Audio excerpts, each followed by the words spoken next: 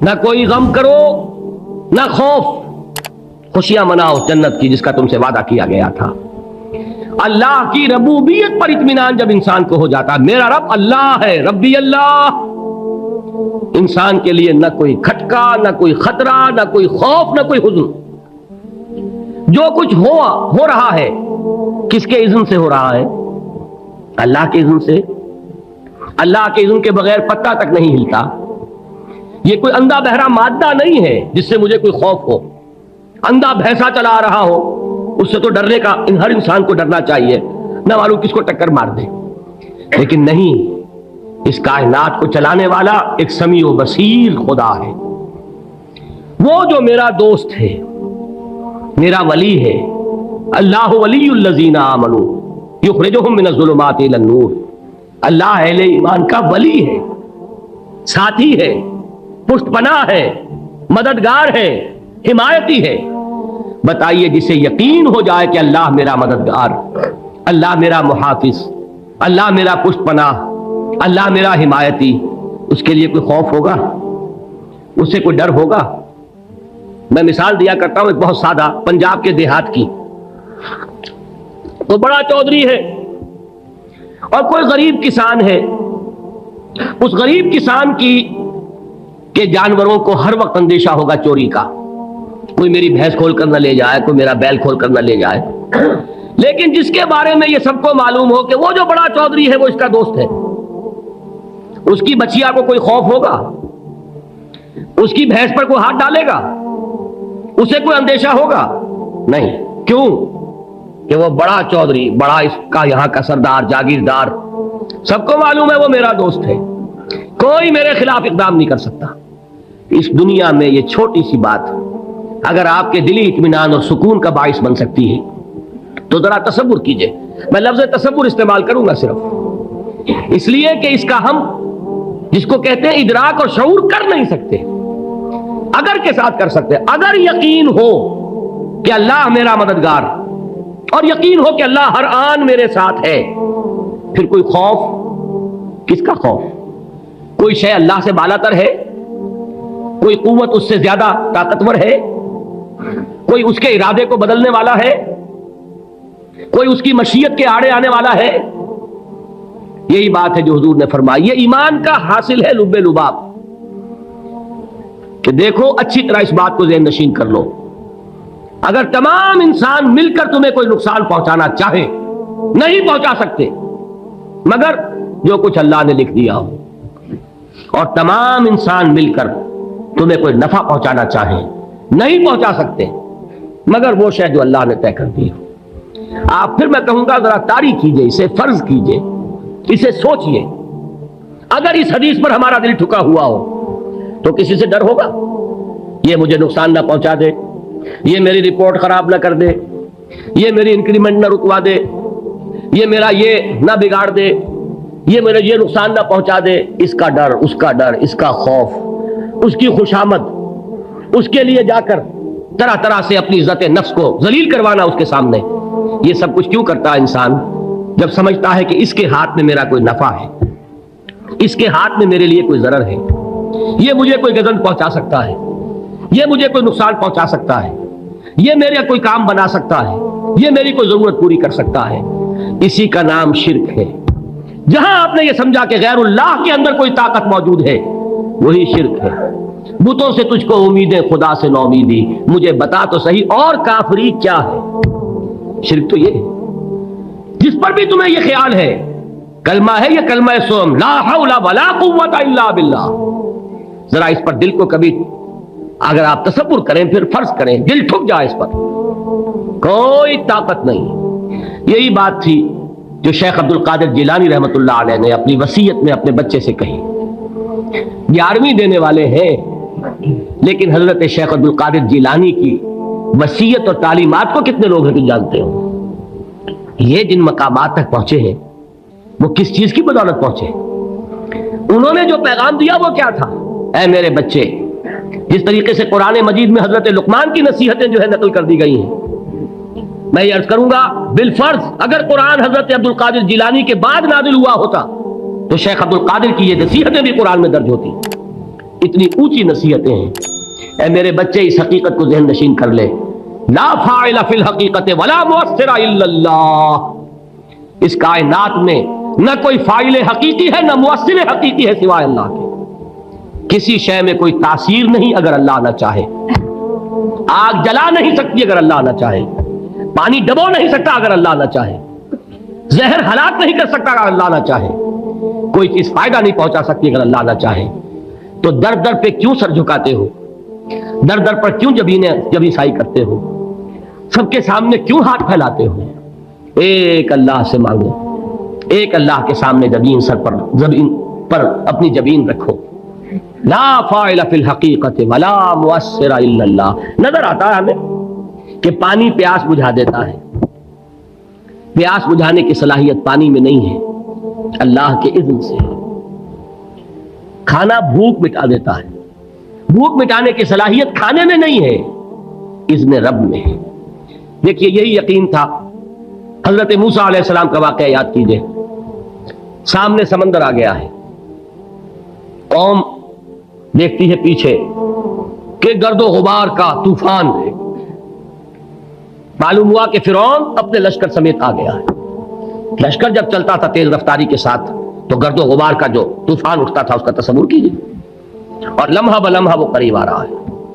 پوری قوم نے کیا کہا؟ اے موسیٰ انا لمدرکون, اے موسیٰ ہم تو پکڑے گئے. قرآن مجید نے تو یہاں وہ باتیں نہیں لکھی ہیں, لیکن تورات میں یہ درج ہے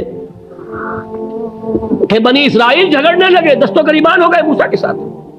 موسیٰ ہمیں یہاں مروایا لا کر, اس سے تو ہم ہی بہتر تھے. وہاں کھانے کو ملتا تھا, زندگی تو تھی, بیگار ہم کر رہے تھے, موت تو نہیں تھی. اب جو کچھ ہوگا اس کا تصور کرو, جس طریقے سے ہمارے ٹکڑے اڑائے جائیں گے. تو لڑ رہے ہیں حضرت موسیٰ علیہ السلام سے. یہ تورات کی تفصیل ہے. قرآن میں صرف اتنا آیا ہے, پریشان ہو کر انہوں نے کہا انا لمدرکون, موسیٰ ہم تو پکڑے گئے. اس وقت موسیٰ کا جواب کیا ہے؟ کلا ان معی ربی سیہدین. نہیں, میرے ساتھ میرا رب ہے, وہ راستہ دے گا. بتائیے کہاں راستہ نظر آ رہا ہے؟ یہ ہے ایمان بالغیب. راستہ نظر نہ آئے تب اللہ پر یقین ایمان ہے. جیب میں پیسے ہوں اور تب دل کو اطمینان ہے, تو ایمان کس پر ہوا؟ پیسے پر, اللہ پر نہیں. جب وسائل و ذرائع نہ ہو اور پھر یقین ہو کہ اللہ مسبب الاسباب ہے, وہ اسباب کا پابند نہیں ہے, وہ اسباب کا محتاج نہیں ہے, اسباب اس کے محتاج ہے. اگر یہ یقین ہے تو اللہ پر ایمان ہے, یہ نہیں ہے تو تمہارا ایمان اسباب پر ہے, وسائل پر ہے, ذرائع پر ہے, مادیات پر ہے, اللہ پر نہیں. اس وقت کہاں راستہ تھا؟ کوئی راستہ تھا؟ سمندر ہے اور ادھر سے لشکر آ گیا ہے. کلا ان معی ربی سیہدین. اب دیکھیے ایمان کہہ دینا آسان ہے, ہوا معکم اینما کنتم, جہاں کہیں بھی تم ہوتے ہو اللہ تمہارے ساتھ ہوتا ہے. لیکن اس کا یقین قائم ہو جائے تو زمین و آسمان کا فرق واقع ہو جائے. یہی بات ہوئی حضور کے ساتھ. غار ہے, چھپے ہوئے ہیں محمد رسول اللہ اور آپ کے وہ یار غار ابو بکر صدیق رضی اللہ تعالی عنہ. اقبال نے حضرت ابو بکر کی شان میں چند اشعار کہے صرف, لیکن واقعہ یہ ہے کہ بھاری بھاری نظموں پر اور قصیدوں پر بھاری ہے. طویل ترین نظمیں اور قصیدے ہوں ان پر بھاری ہے. ہمت ابو بکر کی ہمت جو ہے, کشت ملت را جو ابر, جیسے بارش سے کھیتی اپجتی ہے, ابو بکر کی ہمت اور عظیمت اس امت کو اسی طرح سینچنے والی ہے. ثانیے اسلام و غار و بدر و قبر, وہ دوسرے تھے اسلام میں, دوسرے. پہلے کون تھے؟ انا اول المومنین, حضور فرماتے ہیں سب سے پہلا ایمان لانے والا میں. دوسرے ابو بکر. ویسے ہمارے ہاں یہ چلتا ہے اختلاف, حضرت علی پہلے ہیں کہ حضرت ابو بکر پہلے ہیں, لیکن اس میں بڑی خوبصورت تطبیق قائم کی ہے علماء نے, اور بہت صحیح ہے. چار کے بارے میں فیصلہ ہی مت کرو کہ کون پہلے ہے. ان کی ایک عجیب تقسیم کر دی ہے. آزاد مردوں میں, بالغ مردوں میں سب سے پہلے ابو بکر, بچوں میں سب سے پہلے علی, خواتین میں سب سے پہلے خدیجہ, اور غلاموں میں سب سے پہلے زید ابن حارثہ. بڑی پیاری تقسیم ہے، یہ چاروں ہی پہلے ہیں، ہر ایک کے لیے اولیت ہے۔ اور واقعہ یہ ہے کہ اگر زمانی اعتبار سے تعین ہوگا تو پہلے خدیجۃ الکبریٰ آئیں گی رضی اللہ تعالیٰ عنہ۔ کسی اور سے بات کرنے کی نوبت بعد میں آ سکتی ہے، پہلے تو اہلیہ محترمہ سے بات ہوئی، آتے ہی پہلی وحی ہوئی ہے، ابھی تبلیغ کا حکم نہیں تھا۔ کس کو بتایا واقعہ؟ ابھی اپنی نبوت کی تبلیغ کا تو حکم ہی نہیں آیا۔ واقعہ کس کا ہے؟ وہ خدیجہ کا ہے۔ جب کہا ہے کہ خشیت علی نفسی، مجھے اپنی جان کا اندیشہ ہے، تو کیا جواب دیا خدیجہ نے رضی اللہ تعالی عنہا؟ وہ صدیقۃ الکبریٰ ہے۔ صدیقات جو ہے خواتین، ان میں چوٹی پر خدیجۃ الکبریٰ ہے رضی اللہ تعالی عنہا، اور صدیق جو مرد ہیں ان میں صدیق اکبر ہے ابو بکر صدیق رضی اللہ تعالی عنہ، لیکن صدیقات میں چوٹی پر۔ جب حضور نے فرمایا خشیت علی نفسی، کیا فرمایا، کیا عرض کیا، کیسے تسلی دی؟ نہیں، اللہ آپ کو ضائع نہیں کرے گا، آپ غریبوں کے ہمدرد ہیں، آپ مساکین کے تکالیف رفع کرنے والے ہیں، آپ بیواؤں کی سرپرستی کرتے ہیں، آپ مسافروں کی خدمت کرتے ہیں، اللہ آپ کو ضائع نہیں کرے گا۔ یہ یقین ہے اس خاتون کے اندر۔ خیر وہ ایک علیحدہ بات ہو جائے گی۔ میرے دل پر حضرت خدیجہ رضی اللہ تعالیٰ عنہ کی شخصیت کا بڑا گہرا نقش ہے، جو وہ کوئی اور ہی وقت اور موقع ہوا تو بیان ہوگا۔ بہرحال اقبال نے ایک مصرے میں جو 4 اولیتیں جمع کر دی ہیں، ہمتیں او کشت امت را چو ابر، ثانی اسلام و غار و بدر و قبر۔ اسلام میں حضور کے بعد پہلے کون؟ ابو بکر۔ غار میں حضور کے ساتھ کون؟ ابو بکر۔ بدر کی رات اللہ کا رسول سر بسجود، وہ جھاڑ، وہ گھاس پھوس کی جو جھوپڑی بنائی گئی تھی، اور وہاں تلوار ننگی لے کر پہرا دینے والا کون؟ ابو بکر۔ اور اس حجرہ عائشہ میں محمد کے بعد سب سے پہلے دفن ہونے والا کون؟ ابو بکر رضی اللہ تعالیٰ عنہ صلی اللہ علیہ وسلم۔ وہ جو معاملہ میں سنا رہا تھا غار ثور کا، حضرت ابو بکر بھی حضور کے خیال سے لرز گئے ہیں۔ آپ کو یاد ہوگا کہ جا کر پہلے تمام جتنے سوراخ تھے انہیں بند کیا ہے، ایک سوراخ رہ گیا تھا جس کو بند کرنے کے لیے کوئی کپڑا نہیں تھا، وہاں اپنی ایڑی رکھی ہے، تب کہا ہے حضور سے تشریف لائیے، اور اپنے زانو پر حضور کو لٹایا ہے، اور وہاں کسی موذی جانور نے کاٹا ہے، حضور کی آنکھ لگ گئی تھی اس وقت، اس بل کے اندر جو بھی بچھو ہے کیا ہے واللہ عالم، اس نے کاٹا ہے۔ اس کی تکلیف کی وجہ سے ابو بکر کی آنکھوں سے آنسو ٹپک گئے، حضور کے چہرے مبارک پر پڑے ہیں، تو حضور جاگے ہیں، معاملہ کیا ہے؟ ایڑی نہیں ہٹائی وہاں سے، مبادا وہ جانور وہاں سے نکل کر محمد الرسول اللہ کو کوئی گزن پہنچا دے، ابو بکر کی ایڑی ہے، جس طرح چاہے کھا لے، ختم کر دے، جان نکل جائے تب کوئی آنچ آئے محمد پر تو آئے، لیکن جیتے جی نہیں۔ وہ ہے ابو بکر۔ حضور کے خیال سے اس وقت حضور نے پھر اپنا لعاب دہن لگایا ہے، اور اس سے پھر آپ کی تکلیف ختم ہوئی۔ جیسے خیبر میں حضرت علی کی آنکھ دکھ رہی تھی، اس کو جو شفا حاصل ہوئی ہے وہ بھی حضور کے لعاب دہن سے ہوئی۔ تو بہرحال اس وقت انہوں نے کہا ہے کہ اے نبی یا رسول اللہ، اگر اس وقت ان میں سے کسی نے غیر ارادی طور پر بھی اپنے قدموں کی طرف جھانک لیا تو پکڑے جائیں گے۔ کیا جواب تھا اللہ کے رسول کا؟ لا تحزن ان اللہ معنا، اللہ ہمارے ساتھ ہے، کیوں گھبراتے ہو ابو بکر؟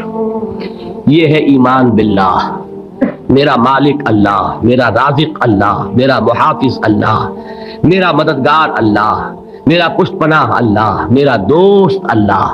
یہ دوستی ہے اللہ کی جو لب لباب ہے، حاصل ہے ایمان کا، اسی کا نام ولایت ہے۔ اولیاء اللہ کے سروں پر سینگ نہیں ہوتے، جس کے دل میں ایمان راسخ ہو چکا ہو وہی اللہ کا ولی ہے، جسے اللہ پر یقین ہو چکا ہے وہی اللہ کا ولی ہے، جسے یقین ہے اللہ میرے ساتھ ہے، میرا مددگار، میرا پشت پناہ، میرا ساتھی، میرا دوست، میرا محبوب، میرا محب۔ اللہ اہل ایمان سے محبت کرتا ہے، واللہ یحب الصادقین، ان اللہ یحب الذین یقاتلون فی سبیلہ صفا کانہم بنیان مرصوص۔ اللہ محبت کرنے والا، اہل ایمان محبوب، اور اہل ایمان محبت کرنے والے اللہ محبوب۔ والذین آمنوا اشد حبا للہ۔ آپ تصور کیجئے جسے یہ رشتہ ایمان یا رشتہ ولایت حاصل ہو جائے، الا ان اولیاء اللہ لا خوف علیہم ولا هم یحزنون، آگاہ ہو جاؤ، اللہ کے دوستوں کے لیے نہ کوئی خوف ہے نہ کوئی حزن ہے۔ حضرت ابو بکر نے بہت خوش ہو کر ایک بات کہی، حضور میں نے 2 اونٹنیاں تیار کی ہوئی ہیں. یعنی اب آپ وہ تو سوچتے تھے نا شاباش ملے گی کہ میں نے تیاری کی ہوئی ہے، میں نے 2 اونٹنیوں کو خوب کھلا پلا کے فربا کیا ہوا ہے، بڑی توانا ہے تاکہ ہم تیزی کے ساتھ سفر کر سکیں. حضور نے توقف کیا، فرمایا ہاں ٹھیک ہے، 1 اونٹنی میں استعمال کروں گا لیکن میں اس کی قیمت ادا کروں گا. حضرت ابو بکر کی آنکھوں میں آنسو آ گئے، روتے ہوئے کہا حضور مجھ سے یہ مغایرت، کیا یہ جان اور مال کسی اور کے لیے ہے؟ آپ مجھ سے بھی کہہ رہے ہیں میری اونٹنی جو ہے وہ بھی بلا معاوضہ آپ قبول نہیں فرما رہے. یہ ہے محمد الرسول اللہ کی غیرت اور حمیت کا معاملہ. ہمارا معاملہ جو ہے دین کی دعوت و تبلیغ کے اعتبار سے بالکل کچھ مختلف بنا ہوا ہے. اسی لیے وہ عزت نہیں، وہ وقار نہیں. یہاں یہ حال ہے کہ حضور کے خسر ہیں، جان نثار ہیں، یار غار ہیں، سب کچھ ہیں، لیکن وہاں بھی یہ معاملہ ہے کہ ٹھیک ہے اونٹنی کی میں قیمت ادا کروں. بہرحال میں جو عرض کر رہا تھا وہ یہ ہے کہ چونکہ رسول کو اجازت نہیں تو فرمایا گیا وَاصْبِرْ لِحُکْمِ رَبِّكَ وَلَا تَكُنْ كَصَاحِبِ الْحُوتِ. دیکھنا وہ جو یونس علیہ الصلوۃ والسلام جو انہوں نے کیا تھا اجازت آئے بغیر، وہ اپنی قوم کو چھوڑ کر، وہ قوم کو چھوڑ کر کسی اور وجہ سے نہیں گئے تھے دین کی حمیت اور غیرت کی وجہ سے. یہ بدبخت بات سننے کو تیار نہیں ہے تو دفع ہو، میں کہیں اور جا کر اللہ کی بات کہیں سناؤں گا، لیکن اجازت کے بغیر نہیں جا سکتے. یہی وجہ ہے کہ پکڑ ہوئی، گرفت ہوئی اور مچھلی کے پیٹ میں رہے. وہاں وہ لا الہ الا انت سبحانک انی کنت من الظالمین، اور وہاں سے پھر اللہ تعالیٰ نے نجات دی، مچھلی نے انہیں اگل دیا ساحل کے اوپر. یہ ایک لمبی بات ہے. تو یہاں حضور سے کیا کہا گیا؟ صبر کی. اب دیکھیے ایک بات عجیب ہے، یہ ربط اپنے ذہن میں رکھیے. اللہ تو صبر کی تلقین کر رہا ہے اپنے رسول کو، اور رسول یہی تلقین کر رہے ہیں اپنے صحابہ کو. صبر کرو، جھیلو، برداشت کرو، ہاتھ مت اٹھانا، کوئی جوابی کارروائی نہیں ہوگی، بلکہ اپنے اوپر جھیلو جو کچھ جھیلنا ہے، ڈٹے رہو، پیچھے مت ہٹنا، یہ صبر ہے. لیکن ہاتھ اٹھانے کی اجازت نہیں. چنانچہ اب ذرا چشمے تصور سے دیکھیے، ابو جہل اس نے جو بدترین روش اختیار کی، وہ ایک خاندان تھا حضرت یاسر، ان کی اہلیہ حضرت سمیہ، اور ان کے فرزند حضرت عمار رضی اللہ تعالی عنہم. یہ غلام نہیں تھے. حضرت سمیہ تو کنیز تھی لیکن یاسر غلام نہیں تھے. ان کی کہانی یہ ہے، واقعہ یہ ہے کہ یہ بہت نیک آدمی تھے. یاسر یمن کے باشندے، انہیں کو خواب میں بشارت ہوئی کہ نبی کا ظہور ہونے والا ہے مکے میں، جاؤ شاید ان کے قدموں تک پہنچ جاؤ.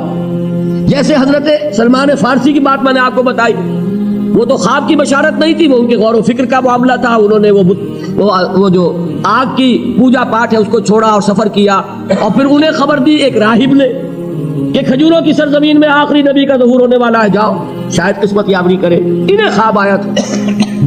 یہ یمن سے ترک وطن کر کے مکے آ گئے. ابو جہل کا ایک چچا تھا، بہت شریف النفس انسان، اس کے ساتھ معاہدہ کیا حلیف بن کر، اور وہ مکے میں رہنے لگے. اس لیے کہ یہ نوٹ کر لیجئے، مکہ اس وقت ایک قبیلے کا شہر تھا، صرف قریش. یا قرشی رہ سکتا تھا وہاں، یا قرشی کا حلیف.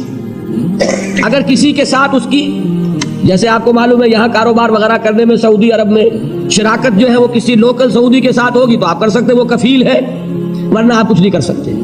اسی طرح کی بات وہاں تھی کہ اگر تو کسی قرشی نے آپ کو امان دی ہوئی ہے تو آپ رہ سکتے مکے میں، ورنہ نہیں. یا تیسرے قرشی کا غلام، غلام تو ملکیت ہی ہے اس کی، جیسے بھیڑ بکری ہے کسی قرشی کی اسی طرح اس کے غلام ہے. یہ 3 کیٹیگریز تھی انسانوں کی مکے میں. اسی کو نوٹ کیجئے کہ جو بیچارے غلام تھے وہ سب سے زیادہ ستائے گئے، اس لیے کہ غلاموں کے تو حقوق ہی کوئی نہیں تھے. ان کو تو اگر کوئی شخص اپنے غلام کو ذبح کر دیتا تھا تو بھی کوئی پوچھنے والا نہیں. بالکل ایسے ہی ہے نا، آپ کی بکری آپ نے ذبح کی، گوشت کھا لیا، کوئی آپ سے کوئی پوچھ سکتا ہے؟ جب ملکیت ہے، آپ کی بکری آپ کی تھی، آپ نے ذبح کر دی. غلام آپ کی ملکیت تھا، آپ نے ختم کر دیا. کوئی اس میں جرم نہیں، کوئی باس پرس نہیں. یہ تھا حال غلاموں کا. بلال غلام تھے، ابو فقی غلام تھے، زنیرہ ایک کنیز تھی، ان کو جو ماریں پڑی ہیں اس کا آپ کو معلوم ہے حضرت بلال کے ساتھ جو کچھ امیہ ابن خلف نے کیا کہ جس طریقے سے کہ حیوانوں کی لاشیں جو ہے کھینچ کر گھسیٹ کر لے جائی جاتی ہیں، ان کی گردن میں رسی ڈال کر گھسیٹتے، اسی طریقے سے حضرت بلال کے گردن میں رسی ڈال کر پھر دوپہر کے وقت مکے کی سنگلاخ گلیوں کے اندر گھسیٹا جاتا تھا۔ نیچے زمین جل رہی ہے توے کی طرح، اور ویسا بھی ہوتا تھا کہ چت لٹا دیا اوپر سے وہ آگ مکے کا کہ سورج جو ہے ذرا نوٹ کیجئے آگ برسا رہا، نیچے زمین توے کی طرح جل رہی ہے، اور ایک بھاری سل بھی لا کر جو ہے سر پر رکھ دی، چھاتی پر رکھ دی گئی ہے کہ آواز نہیں نکل رہی، جھاگ نکل رہے منہ سے، لیکن اس حال میں بھی احد احد احد، ایک ایک اللہ، قل هو اللہ احد الفاظ نکل رہے ہیں۔ یہ ہے وہ صبر، یہ ہے وہ صبر، صبر علی الابتلاء، صبر علی الایذاء، یہ ابتلاء اور ایذاء پر صبر ہے، جھیلو برداشت کرو، اس توحید پر قائم رہو، محمد کی رسالت کے اقرار کرتے رہو صلی اللہ علیہ وسلم، لیکن ہاتھ نہیں اٹھانا۔ اب میں آپ کو بتا رہا تھا یہ تو غلام تھے، یہ جو تھے یاسر یہ حلیف تھے، غلام تو نہیں تھے نا، البتہ وہ ابو جہل کے چچا کی کنیز تھی یہ سمیہ، انہوں نے اجازت لے کر ان سے نکاح کر لیا، یہ تو کنیز رہیں گی۔ بیٹا جو ہوا وہ بھی ایک طرح سے جب کنیز زیادہ ہے تو غلام ہو گیا، عمار ابن یاسر۔ وہ جو شخص تھا بہت شریف النفس ابو جہل کا چچا، وہ مر گیا، اب ابو جہل جو ہے اس خاندان کا سربراہ ہے، لہذا یہ تینوں جو افراد ہیں وہ اس کے رحم و کرم پر ہیں۔ یاسر کو بھی پروٹیکشن اگر ہے تو ابو جہل کی ہے، ابو جہل جو چاہے کرے، اور سمیہ تو کنیز ہے ہی، اس کا تو کوئی حق ہے ہی نہیں، جو چاہے کرے، اور عمار ان دونوں کا بیٹا ہے، لہذا بدترین معاملہ کیا ابو جہل نے ان تین افراد کے ساتھ۔ حضرت سمیہ کے ساتھ جو کچھ کیا گیا ہے آپ اس کا تصور نہیں کر سکتے۔ بالآخر جو شہید کیا ہے حضرت سمیہ کو ایذائیں دے دے کے، سسکا سسکا کے، ان کے جسم کے نازک حصوں کو جلا کے، داغ دے کر، کہتا کیا تھا، ایک دفعہ کہہ دو کہ میرا جو یہ بت ہے یہ بھی الہ ہے، مان لو میں چھوڑ دوں گا، تنگ آ گیا کسی طریقے سے، ایک دفعہ کہہ دو پھر میں چھوڑ دوں گا۔ لیکن یہ میاں بیوی حضرت یاسر اور حضرت سمیہ رضی اللہ تعالی عنہما، یہ ہے ثبات، یہ ہے صبر، یہ ہے استقلال، ایک مرتبہ بھی کہنے کے لیے تیار نہیں ہوئے جو چاہو کر لو، اب ہم تو اس سے پیچھے نہیں ہٹے۔ تنگ آ کر اس نے حضرت سمیہ کی تو شرمگاہ میں برچھا مارا اور شہید کیے۔ حضرت یاسر کے بارے میں ایک روایت یہ ہے، ستا ستا کے، تنگ کر کر کے، آخر کار جو ختم کیا انہیں شہید کیا کس طرح، 4 سانڈ اونٹ جوان، ان سے رسے باندھے، ایک رسے سے ایک بازو باندھا، دوسرے سے دوسرا بازو باندھا، تیسرے سے ایک ٹانگ باندھی، چوتھے سے دوسری ٹانگ باندھی، اور چاروں کو دوڑایا ہے کہ جسم کے پرختے ہوئے۔ اس حال میں کیا ہو رہا تھا وہ میں بتا رہا ہوں کہ اللہ تو تاکید کر رہا ہے اپنے نبی کو، اصبر وَلِرَبِّكَ فَاصْبِرْ وَاصْبِرْ عَلَىٰ مَا يَقُولُونَ وَاصْبِرْ وَمَا صَبْرُكَ إِلَّا بِاللَّهِ وَاصْبِرْ لِحُكْمِ رَبِّكَ وَلَا تَكُنْ كَصَاحِبِ الْحُوتِ۔ اس وقت سامنے سے حضور گزرتے تھے جبکہ آل یاسر کے ساتھ یہ معاملہ ہو رہا ہے، کیا فرماتے تھے، اصبروا یا آل یاسر فَإِنَّ مَوْعِدَكُمُ الْجَنَّةُ، اے یاسر کے گھر والوں صبر کرو، جھیلو، اس لیے کہ تمہارے وعدے کی جگہ جنت ہے۔ اللہ تعالیٰ ادھر آنکھ بند ہوگی ادھر جنت میں تمہارا داخلہ ہو جائے گا۔ یہ ہے تواصوا بالصبر والعصر ان الانسان لفی خسر۔ یہ تواصوا بالصبر پر کون عمل کر رہا ہے؟ محمد الرسول اللہ صلی اللہ علیہ وسلم۔ اس میں بھی ایک بات ہے وہ بھی سمجھ لیجئے، دین میں جہاں عظیمت ہے رخصت کا پہلو بھی ہے۔ یہ جو نوجوان تھے، یہ بوڑھے والدین کا تو وہ مقام ہے، یہ رتبہ بلند ملا جس کو مل گیا، ہر مدعی کے واسطے دار و رسم کہاں؟ حضرت سمیہ اور حضرت یاسر۔ نوٹ کیجئے، میں ایک اعتبار سے کہا کرتا ہوں سید الشہداء یہ بنے کہ نہیں بنے، ان کو جو فوقیت حاصل ہوئی، الفضل للمتقدمین، سب سے پہلی جان دینے والی یہ خاتون اور سب سے پہلی جان دینے والا اللہ کے لیے، توحید کے لیے، محمد کی رسالت کے لیے صلی اللہ علیہ وسلم، دے تو بھی محمد کی صداقت کی گواہی۔ یہ صداقت کی گواہی دیتے ہوئے انہوں نے اپنی جانیں دے دی۔